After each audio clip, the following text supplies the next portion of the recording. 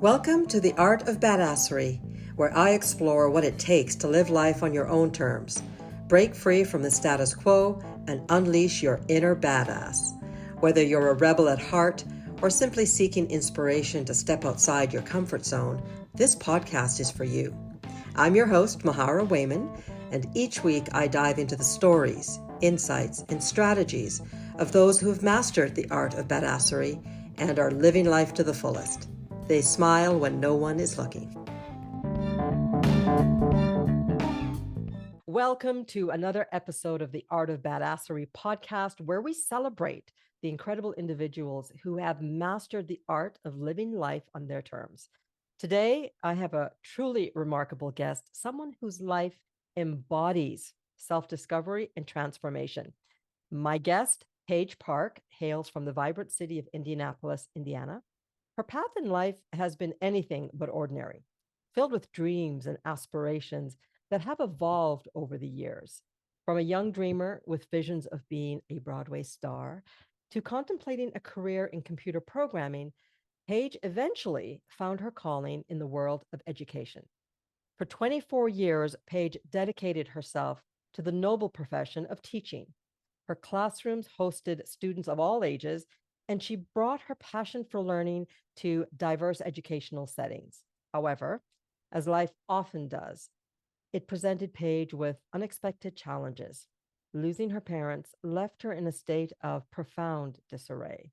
Her nervous system became a battleground of anxiety and perpetual alertness. And it was during these tumultuous times that she discovered solace and healing through the practice of yoga. Intrigued by the profound changes she experienced, Paige embarked on a courageous journey. Encouraged by a very perceptive yoga teacher who recognized her potential, she pursued intensive training, completing her 200-hour yoga teacher certification. This transformative experience not only reshaped her outlook on life, but also ignited a passionate calling within her. Today, Paige is a dedicated yoga teacher who views yoga as a way of life. She believes in its power to provide stability and grounding in a world that often feels chaotic. Her message is clear. Each of us possesses the inner strength to be our own stabilizing force. We only need to look within. Now, beyond her work in the realm of yoga, Paige has also learned profound lessons about living in the face of death. Her experiences with grief and loss have led her to prioritize intentionality over complacency. That is so interesting and huge. It's probably going to be one of the first things we dive into, Paige. So please join us on this journey. It's totally fine. Hello, I'm so glad to be here. Yay, I'm so glad you're here. You know, tongue in cheek, people joke, I think, about living life as a badass. Oh, I'm badass. Oh, are you badass? Laugh, laugh, joke, joke. Mm-hmm. What I think I'd like to get across today is that often it is with intentionality that we create the life of our dreams. Yeah. And absolutely. That's why those words just popped up for me when you said it. So welcome to the show. So glad you're here. Let's go back. I want to talk about, though, 24 years of teaching is amazing. Diverse situations, diverse locations. Talk to us a bit about your career as an educator. I started, oddly enough, I never thought I would enjoy teaching secondary students. And I actually started my career as a secondary. I was a mild disability special education teacher. So my kids all had learning difficulties. I am a problem solver. And I'm diving into human design and I'm learning like, oh yeah, this is I'm such a problem solver. Like it's a part of my being even. And it's so fun to just like learn that, oh yeah, I do that really well. And this is a part of my makeup. And so it kind of fell into it.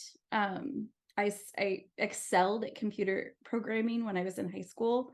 Didn't do a lot of computer programming back in the late 80s in schools, but like that was my computer class and I was one of the top students and applied to Purdue University to their computer programming technology and was accepted.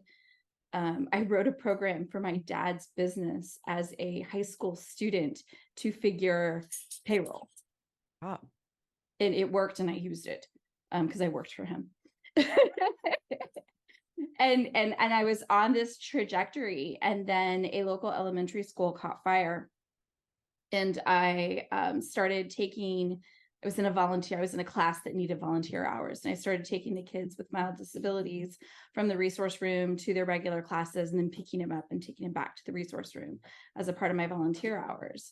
Well, I started then volunteering just for fun because I really liked this teacher and I loved the students.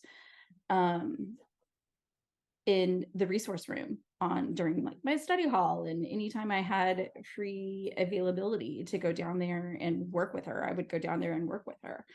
I went for a day on campus and changed my major from computer programming to elementary education. And then after some horrible experiences in elementary, I actually ended up changing to special education. So I'm licensed K-12. So I'm licensed all of the grades. When I did my student teaching, I had to do half of it high school or secondary and half of it elementary school. And I didn't know I would like working with high school kids. And I found out that I kind of enjoyed it during my student teaching. And so my first job right out of school was a high school mild disabilities special education teacher in North Central Indiana.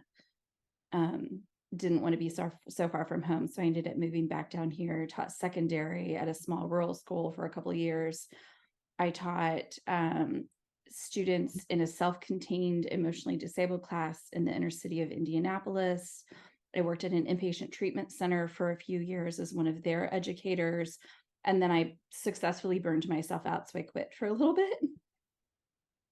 Okay. And wait, I want to highlight the humor behind the successfully burnt myself out. Many of us have done that, not intentionally. I don't know if anybody intentionally does that, but knowing where you are today, can you look back on that experience and go, wow, that was for me to learn this? Because I truly believe life happens for us. So what was the learning for you there? What was the lesson in that? Wow, it's been a long time ago.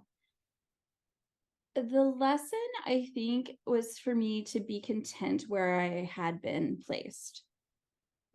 Because I was in my early to late 20s, or I was in my mid to late 20s. And I had this desire to like search out all of these different placements. And so I'm a problem solver. So I wanted challenging environments to work on. And instead of being content at the small rural school, I sought out more challenging situations. So I ended up in the inner city. I ended up I learned so much about myself and about the kids and about what works and what doesn't work and how to not be a pushover and all of those kinds of things through those settings. But if I had just been content with where I was and what I was doing, other challenges I think would have come up. And I could have just problem solved those. Okay, but I wasn't. Yeah. This is so interesting because it's almost as if you were putting out to the universe, I want the challenge. Mm-hmm. You jumped in, took it, but lost yourself, lost the ability to navigate it or to balance it. And that led to the burnout. Yeah. I think I'm curious though, if the challenges that you would have had if you had stayed put would have brought you as quickly to the place where you needed to be. I don't know. I don't know. That's a good question. You know, we make decisions in our life and they bring us to certain places and certain locations and they bring us certain lessons. And maybe the lessons I needed to learn were in those changing and in those challenging situations.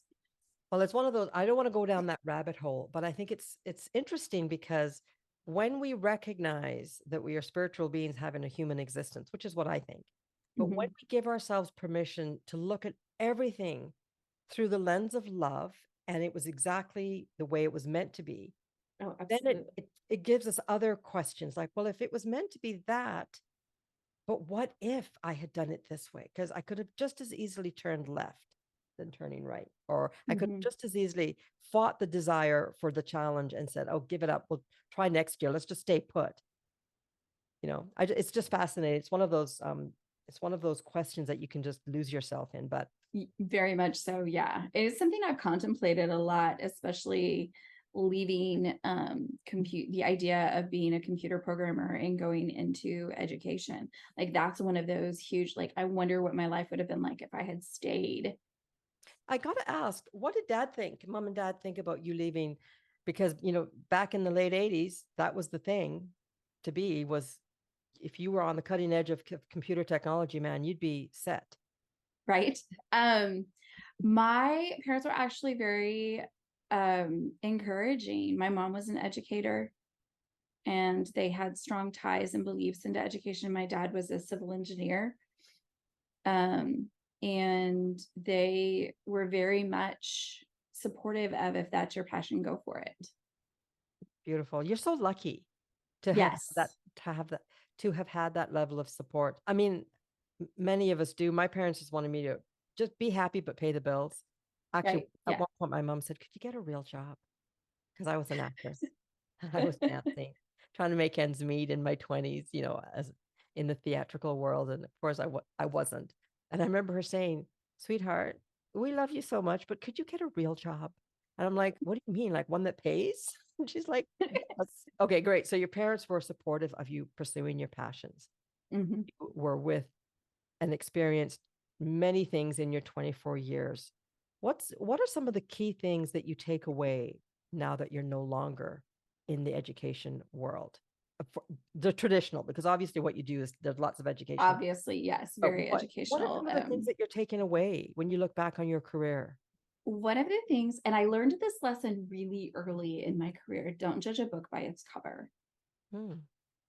I had some kids, for some reason, and I'm not sure what it is, kids who are the weirdos, you might classify them as like the weirdos, the misunderstood, the troublemakers, especially later in my career.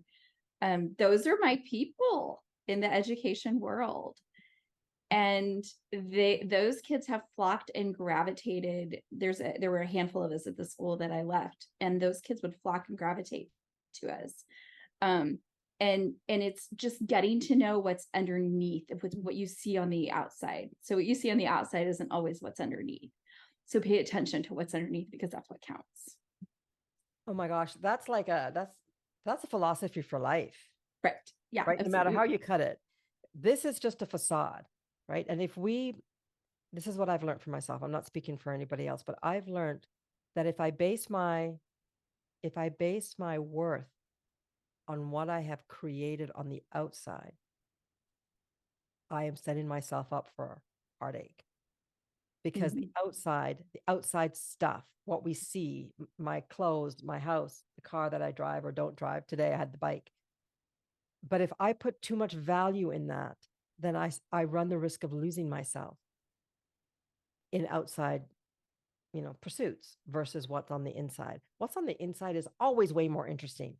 Yes. It's just it's one of the tips to being a great facilitator is asking questions to get to the underneath, because most of us will say, for example, even with friends, hey, how's it going today? I'm fine. And now I know bullshit. Yeah. If you are fine, then I want to know why, because there's a story to that. Chances are you're not. So the underneath is always more interesting than what we initially show the world. Can Yes. you share a specific example of being blown away by what you found underneath when you took the time to look? Um, Gosh, there's so many stories. I have, it's funny that you say fine. I have a student, there's a movie, The Italian Job. They define fine as freaked out, insecure, neurotic, and emotional. And I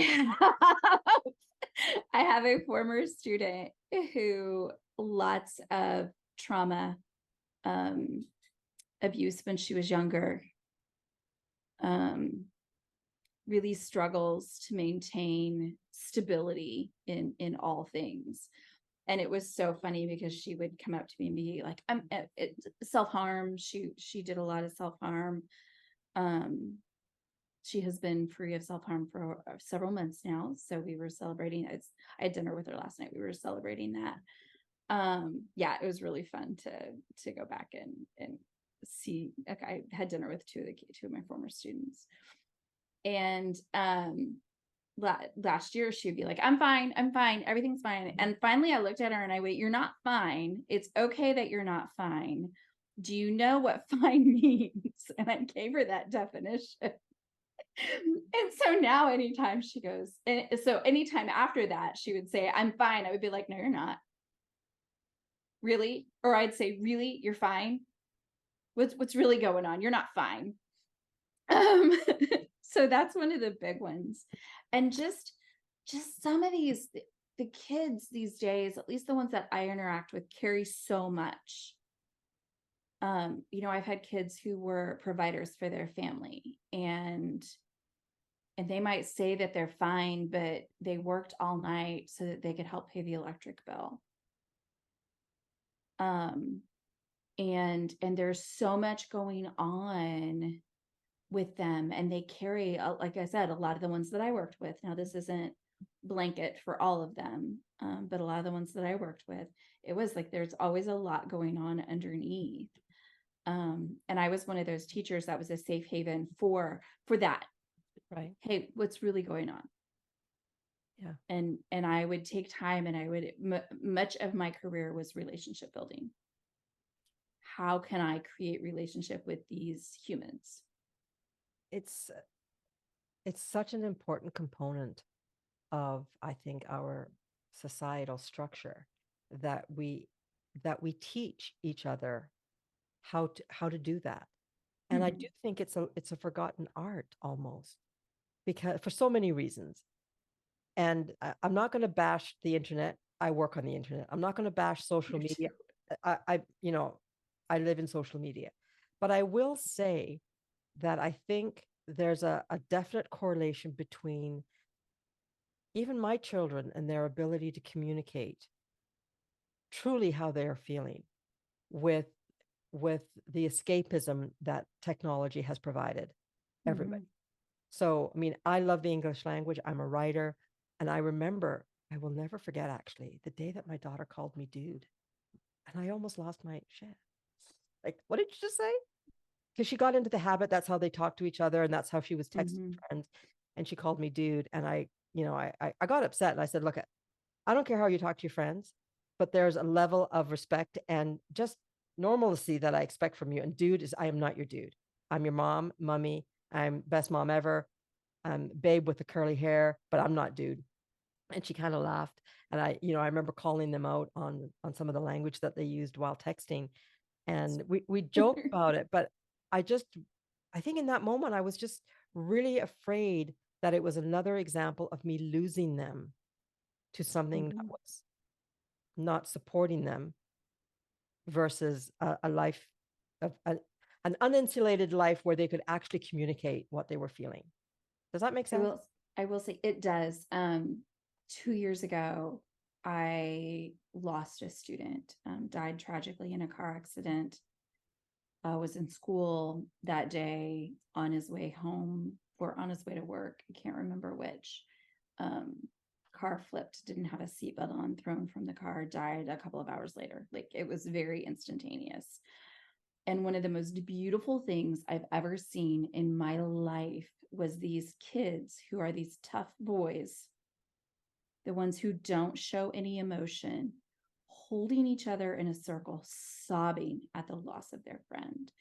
And it was one of just the image of these so-called tough kids just holding and relying on each other and holding each other up and expressing their loss through tears was absolutely beautiful. So it does still exist.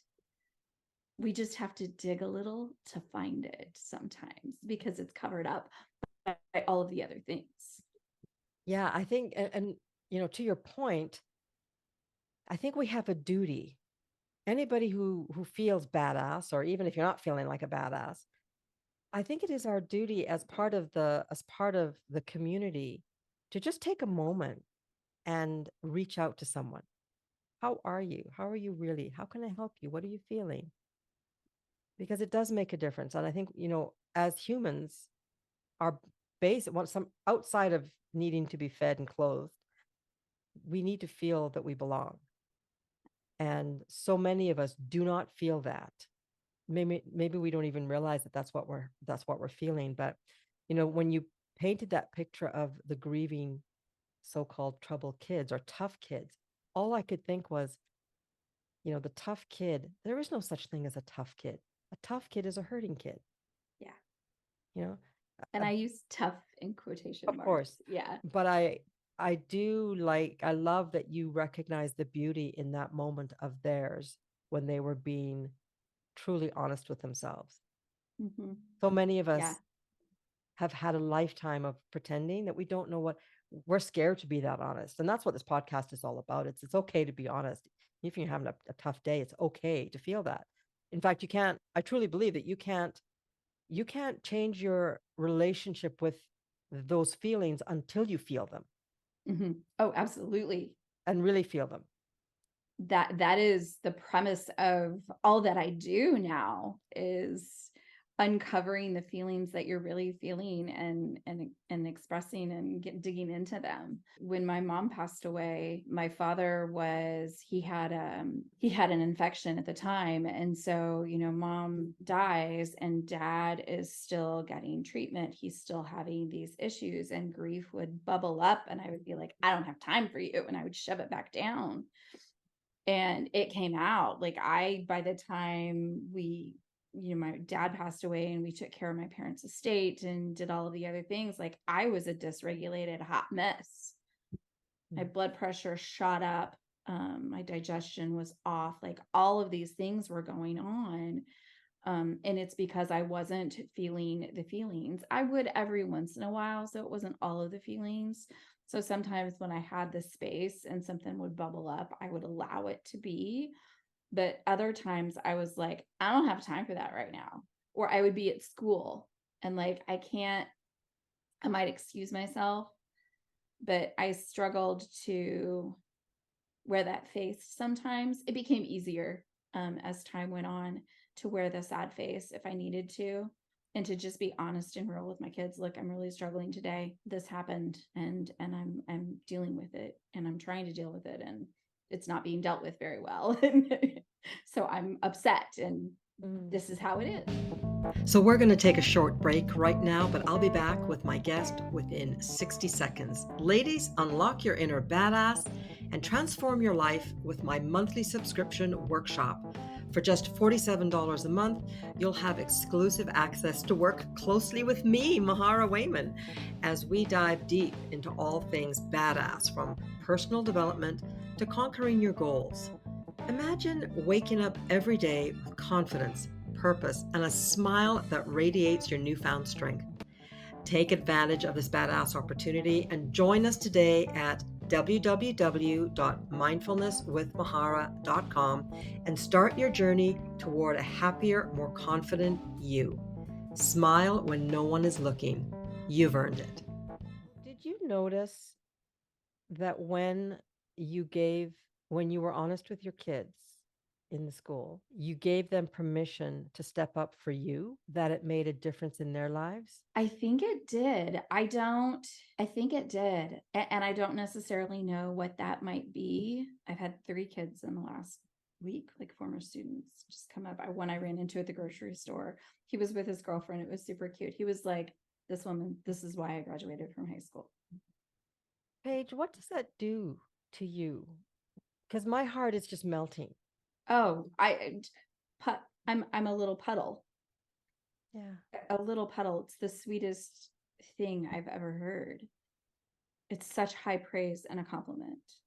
Like, It's the best. it is.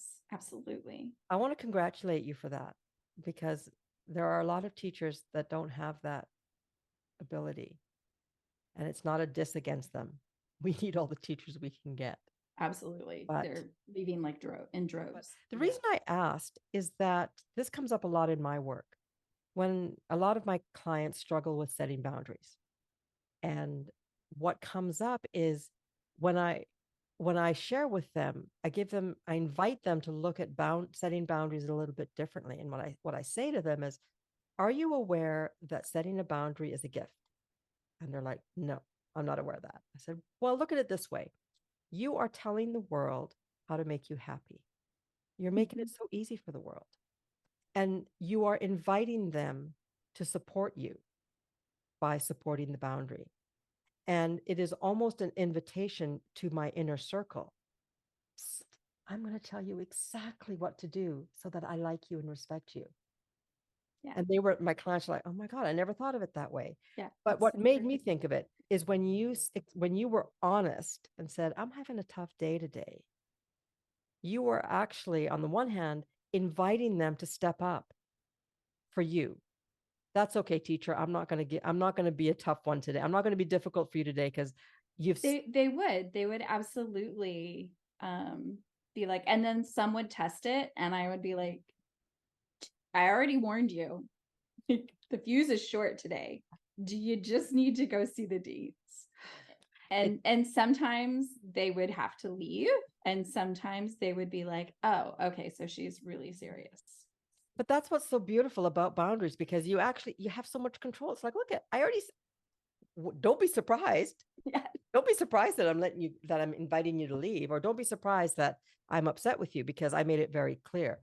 But it is a beautiful opportunity to I think when someone sets a boundary, because you're like, wow, this person respects me enough. They want me to like them. I must be worthy on some level. Does that, you know what I mean? Like, yeah, absolutely. Well, and I also found that the more I would speak my truth and how I was feeling, that it created an opening for the kids to be honest with me about them and where they were. yeah. Mic drop. Yeah, right. Right. Total mic drop. Guys, if you're listening and you happened upon this podcast with no idea of who we are or what it means to be badass, if there is only one thing you take away from today's conversation, please understand that the more open, honest, and vulnerable you are, the more open, honest, and vulnerable those around you will be. And that's a good thing, even if it feels uncomfortable in the moment, because that is how we grow as a community. That's how we grow as spiritual beings. It's recognizing the truth of who we are in this exact moment. I didn't mean to go off on a tangent, but I just think you're good. And it gives permission for them to be themselves. It's exhausting pretending. If you have to lie, you want to make it as close to the truth as possible, because it's exhausting to remember all the little lies. Right. It's exhausting to pretend, because those are in essence little lies all along the way. Okay, so I want to jump forward a little bit. You are no longer teaching. Correct. In the school system. Correct. You looked for yoga. How did you fall into yoga when you were needing it so badly? Yoga has actually been in and out of my life for years. I took my first yoga class as a college PE credit. Okay. And when I was going through my divorce, I was practicing at the time and leaning into the breath. And then I don't know why I didn't think of it. I just didn't. I had been powerlifting, and it was the stress relief that had given me while my parents were ill was no longer in effect. Okay. The gym that I loved dearly had closed down. I was lifting on my own. I didn't have that like little supportive community that I had around me, and it was becoming stressful to go work out. Okay. More than it was actually relieving the stress. And I was working with a friend of mine who is an energy worker, and she looked at me and she said, Paige, why don't you try yoga? Maybe that'll give you something that you need. And right at that same time, within that next week, my school announced that they were partnering with the local yoga studio, and they were offering 6 weeks of yoga classes at this deep discount. And that's where I met Mindy, who encouraged me to do a 200-hour yoga teacher training. And she's still a phenomenal human and just such an impact on my life. My previous experience with yoga was yoga as just a workout, but it's not. Okay. So She tell us what it is. taught she taught yoga as a personal and spiritual practice. The mat is a mirror of our world and our life, and the lessons that we learn on the mat, we can actually take off the mat and practice them in our everyday lives. There's 8 limbs of yoga. I can really dive deep into yoga philosophy, but I won't go too far. Okay. Only one of the limbs is movement. The other limbs are how you interact with yourself, how you interact with the world around you, breath, and then the last 5 limbs deal with controlling your focus and communing with God, the divine spirit. I see a part 2 to this podcast. Just saying. Just I'm saying. good. I'm good with that. I like part 2s. All right. So you started on this journey of really diving into yoga, understanding that it is more than exercise. In fact, that's kind of the least of it. Yeah, it's not exercise. I mean, it is, you do get, but it's also, I found an emotional release. So in moving my body in these ways, I was able to recenter my focus on my center instead of on the world around me. And as I moved my body and as I pushed myself in, not totally beyond my limits, but pushed my limits, bumped up against them and inched them forward. Yeah. I learned about like myself and how I respond and react to things. And I'm able to release emotions on the mat. And it was such a powerful experience. I love what I'm hearing because I understand that the body holds everything. Yeah. My entire 57, almost 58 years of emotions and experiences are held in my body. And it's one of the things that I work with my clients. If I do somatic work with them, is giving them permission to just feel what are you feeling in your body? And if you can get a practice that allows those feelings to move through your body, that's brilliant because most of us don't know how to do that. Most of us are like, oh, my back's been hurting for 17 years. Or I've had this ball of angst in my stomach for 10 years, and we just get used to it. That's how the body feels. But really, it's not supposed to feel like that. You're supposed to feel light and free and energized and energetic and move and all of those things. So I think it's beautiful that you've very, very easily painted a picture, the understanding that yoga is not just exercise. It is, and I don't know much about yoga. I've done some of it, but what I'm hearing from you, it is a holistic view of your world that allows you to funnel and navigate through the body, through body moves and body extension and body understanding. Does that make sense? Did I? Yes, it does. Yes, absolutely. You make me want And to do yoga. I want to do yoga right now. it's such a beautiful practice. Um, and it's truly a practice. It's this, learning and tools. It's so hard to just sit here and actually describe it. But it's this place where I found myself again because I was able to quiet the noise of the outside world. I was able to quiet my mind, but not to the point of shutting it off, but to the point where I could pull back. One of my teachers describes it as sitting in the seat of the watcher. So pulling back away, and that's basically what meditation is pulling back away from the mind and watching it like a movie. And then you can notice those patterns. You can notice the things that are going on. And I have another teacher that says just simply by the act of noticing, you enact change. You don't even have to oftentimes do anything. You just notice. You notice what's going on. Get curious about it. What's that about? And that's the platform that yoga gave me, the space to do that, the space to notice what was going on within myself, to notice my mind, to notice the patterns within my mind, to notice my breath, where I'm breathing, how I'm breathing, how it feels in my body. So, how did all of this help you navigate grief? It gave me an outlet. It gave me the breath. I feel like the breath work of yoga is one of the most powerful things that if you do nothing else, practice some breathing techniques.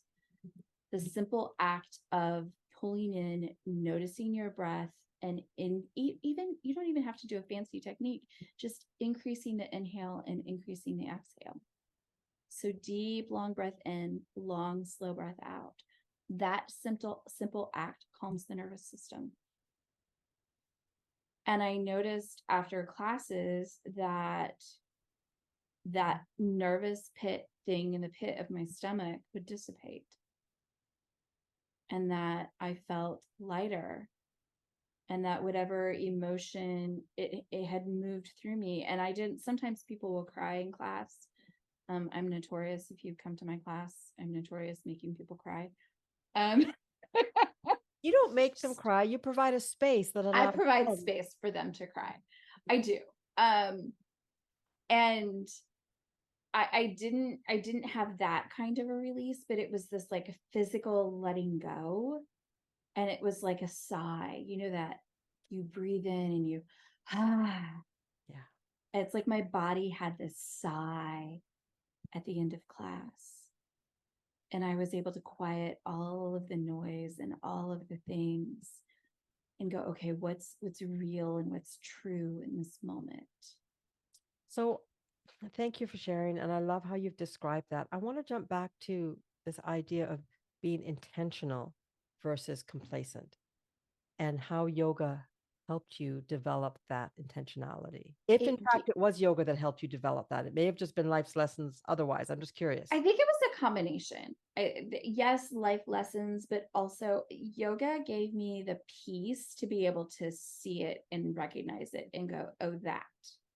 Okay. Does that make sense? Through yoga, I was able to come back into my body instead of being like out in this nether world.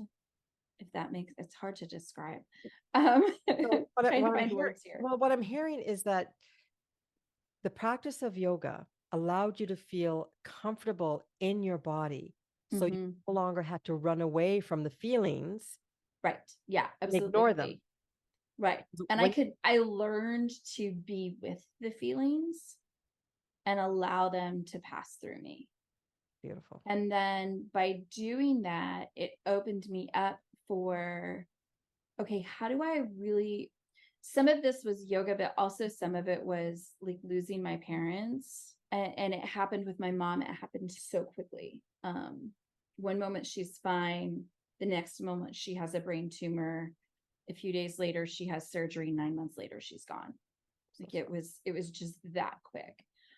And my brothers and I would have these conversations of, hey, I've always wanted to do these things. Why am I not doing them? And so then yoga freed up this space within me to go, okay, how do I really want to live? What do I want life to look like? How can I bring intentionality to my home, to the things that I do, to my work, to all of these aspects? And it started slow. One of the things I promised myself after my mom's death was that I would do or experience one new thing every year. Some years I get more than one. Actually, most years I get more than one. And finding, just finding the newness in life is here to be lived. And I had felt myself as an educator and just as a human, you know, how we fall into our routines. My routine became a rut. And how can I break myself out of the rut so that I can experience all that is around me? So last year, in a really bold move, I sold my house and 90% of my possessions, and I downsized into about 400 square feet. Okay, that is bold. Because I wanted a freedom. I wanted a freedom to be able to travel and to not have a home to take care of. So instead of owning, I'm renting. And I wanted the freedom that if something went wrong, I wasn't responsible for it. I think that somebody else was. no, I think that's really brave and very intentional. So speaking of currently you are a yoga teacher. Yes, Are your classes in person only, or do you do classes on I Zoom? do virtual classes as well. You do virtual as So well. a lot of it's kind of in partnership. So they're at the same time as some of my in-person classes. I offer a Zoom class as well. Awesome. I also do coaching and containers and those kinds of things. All of the things that you do, guys, don't worry, listening. I'm going to put them in the show notes because I would love you to connect with Paige. As you can see, she is an absolute delight. And, tragedies and loss, grief notwithstanding, I think, Paige, you've really demonstrated that if we give ourselves, not if, when we give ourselves permission to feel all that we're feeling without judgment, Yes, then that is we didn't even talk about that. That is our no, we path didn't. to real freedom. And you've done that so beautifully. And I want to thank you for sharing your story with us. What is one thing that we don't know about you yet that you'd like to share with my audience, if anything? We don't know about you yet. Let's see. Let me think. Oh, I used to sew all my own clothes. Okay. Did you make the beautiful I crochet? know this was like when I was younger in a former life. I don't even have a sewing machine right now. When I got rid of everything last year, I hadn't picked up the sewing machine other than to teach one of my friends' kids how to sew Yeah. in years. And so I was like, okay, it's gone. If I decide to sew again, I'll get a new one.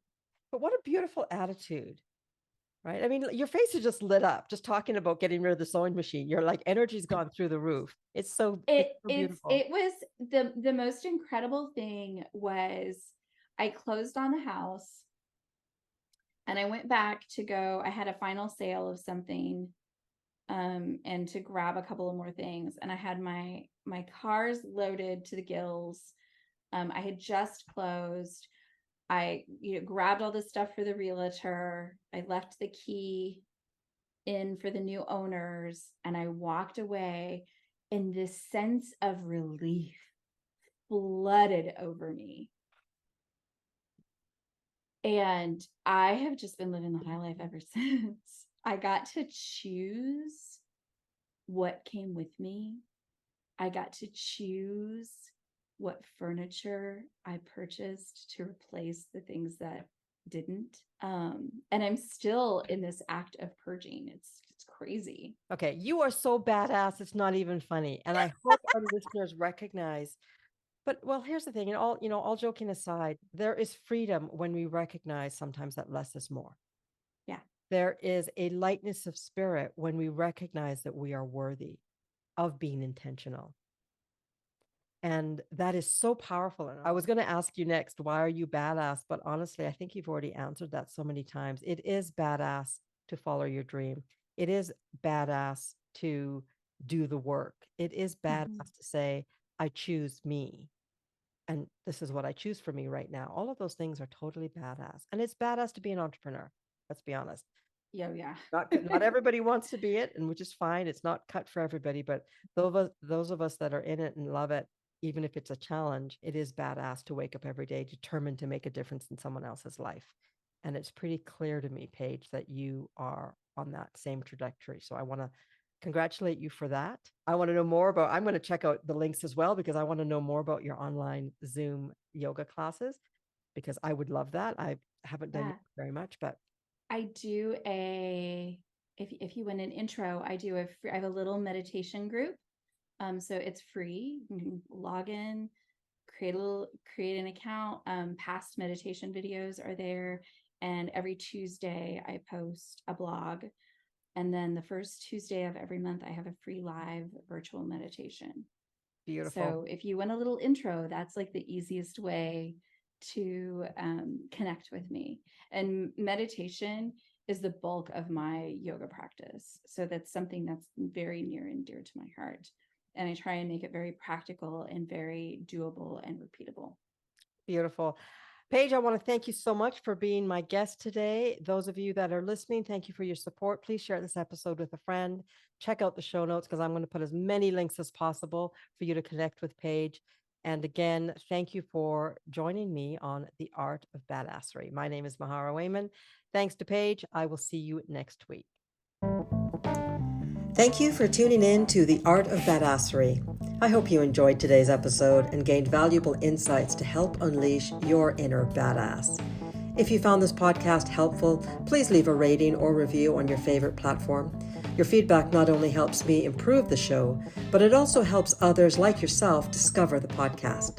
Until next time, keep embracing your authenticity and living life on your terms. Here's to you.